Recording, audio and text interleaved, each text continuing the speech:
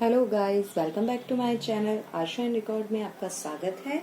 मैं आपके सामने MPSC 008 का थर्ड क्वेश्चन लेकर आई हूँ, जो कि बहुत इम्पोर्टेंट है। कुल मिलाकर मैं आपको सिर्फ 8 या 9 क्वेश्चन करा रही हूँ। पक्का डन है, 5 क्वेश्चन फंसेंगे जरूर।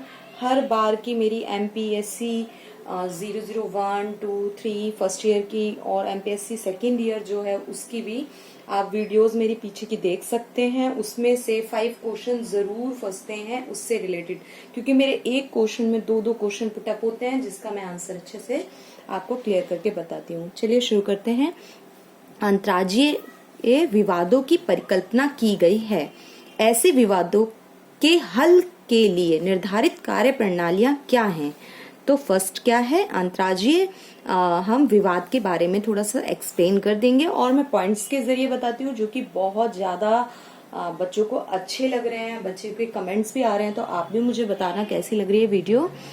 अंतर्राज्यीय विवाद जो है, यदि संघ और किसी राज्य या राज्यों के किसी समूह या एक और संघ व किसी राज्य या राज्यों के किसी समूह और दूसरी और एक या अधिक राज्यों के बीच या 2 या अधिक राज्यों के बीच कोई विवाद उत्पन्न होता है, तो निर्णयादेश हेतु अपने अधिकार क्षेत्र के अंतर्गत सर्वोच्च न्यायालय का आश्रय लिया जा सकता है। तथापि न्यायिक प्रक्रिया के अलावा अंतर्राष्ट्रीय विवादों के समाधान हेतु निर्धारित 2 विशिष्ट कार्यप्रणाली हैं। 2 कार्यप्रणाली के जरिए बताया गया इसमें।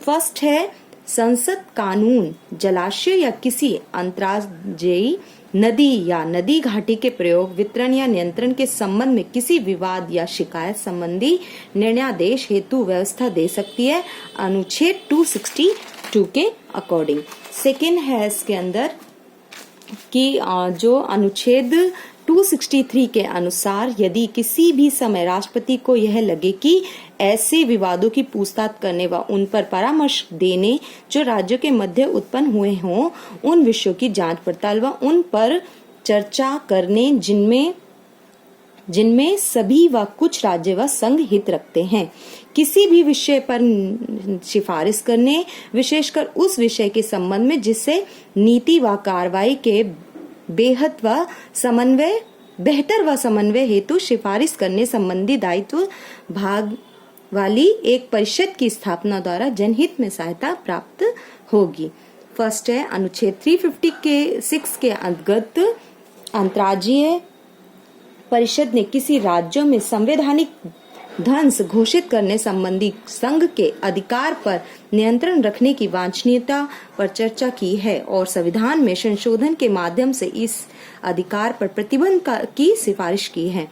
सेकंड पॉइंट है इसका, संसद के पास अंतर्राज्यीय नदी विवादों के समाधान हेतु अदालतें, ट्रिब्यूनल बनाने का अधिकार है।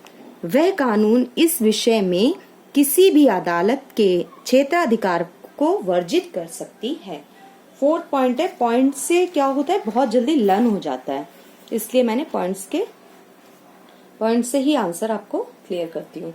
फोर्थ पॉइंट है कि पिछले कुछ समय से ऐसी अदालतें सफल नहीं रही हैं, क्योंकि उनके पास अपना फैसला लागू करने हेतु न्यायिक अधिकार नहीं होता। दूसरी ओर नदी जल विवाद और अधिनियम 1956 के अंतर्गत सर्वोच्च न्यायालय केंद्र सरकार को निर्देश दे सकता है कि वह अपना वैधानिक दायित्व पूर्ण करें। 6 पॉइंट है इसका, अंतर्राज्यीय विवादों में सर्वाधिक जटिल है, मतलब बहुत ही जटिल, हमारा जो लोकतंत्र है जटिल एंड थोड़ा सा कठिन वो माना जाता है। ऐतिहासिक व सांस्कृतिक कारकों से उत्पन्न होने वाले राज्यों के मध्य सीमा विवाद, कभी कभी ऐसे विवादों ने हिंसा का भी रूप धारण कर लिया है, जैसे कर्नाटक व महाराष्ट्र के मध्य विवाद।